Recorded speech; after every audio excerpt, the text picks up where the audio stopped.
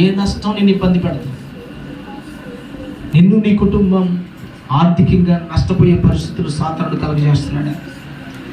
నిన్ను నీ కుటుంబాన్ని శ్రమలు అనేటువంటి నష్టాలు కలగజేస్తూ ఎన్నో ఇబ్బందులు పెడుతున్నాడు. దేవుడిని అడుగు, ప్రభా ఈ నష్టకరమైన, క్లిష్టకరమైన, రుగ్మతికరమైన పరిస్థితుల్లో నీకు నమ్మకంగా నేను బ్రతకాలి, యథార్థంగా బ్రతకాలి, నీతిగా బ్రతకాలి.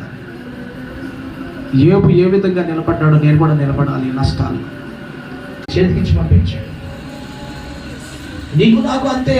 ఏదైతే నష్టపోతున్నావో దేవుడు ముందు పెట్టి నష్టపోయి బ్రతుకుతున్నావేమో, దేవుడే ప్రతి విషయంలో కూడా నష్టపోయిన దేవుడని బ్రతుకుతున్నావేమో, నడకరమైన పరిస్థితి వచ్చిన దేవుడని బ్రతుకుతున్నావేమో, దేవుడిని అడ్డుపెట్టుకుని ఎక్కువగా ఉండడానికి ఇష్టపడుతున్నావేమో. దేవుని ముందు ఏదైతే నువ్వు నష్టాన్ని ఎంచుకుంటున్నావో అది నీకు తిరిగి మరింత ఆశీర్వాదకరంగా మారిపోతుంది,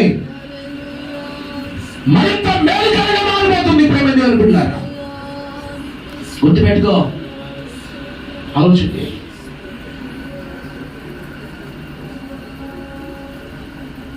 మన సహోదరి అరుణ గారు చిన్న ప్రార్థన చేస్తారు.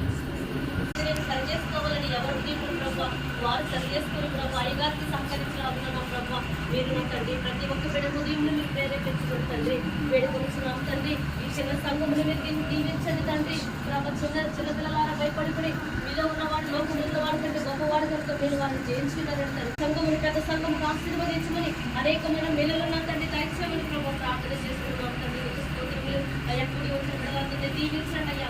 ఈ సంఘం చుట్టూ మీ అగ్ని కంచె ఉంచండి తండ్రి. ఈ గ్రామం చుట్టూ మీ అగ్ని కంచె ఉంచండి తండ్రి. గ్రామంలోనికి ఏ విధమైనటువంటి దురాత్మలు, దుష్ట శక్తులు రాకుండా మీ వస్తువులు జ్ఞాపకం చేసుకుని గ్రామంలో దీవించమని వేడుకొనిచున్నాము తండ్రి. నిజమే ప్రభా, యోబు గారు ఎంతగానో నష్టపోయినప్పటికీ, పాసులో ఉన్నప్పటికీ జీవనం అంతయో ఇచ్చేస్తుంది తండ్రి. ఇచ్చే హృదయము ప్రభా నా తండ్రి, అసలైన విశ్వాసం హృదయం అంట కానుకల విషయంలోనే కనబడుతుందంట తండ్రి. ఇచ్చే హృదయం మీరు దయచేయమని ప్రతి ఒక్క బిడ్డకి దీవించమని ప్రభా వేడుకుంటున్నాం తండ్రి. అలాగే నాయన మా అయ్యగారి కుటుంబాన్ని దీవించండి, బిడ్డలను దీవించండి, భార్యను దీవించండి నాయన. ఈ కొన్న తండ్రి గ్రామం నిమిత్తం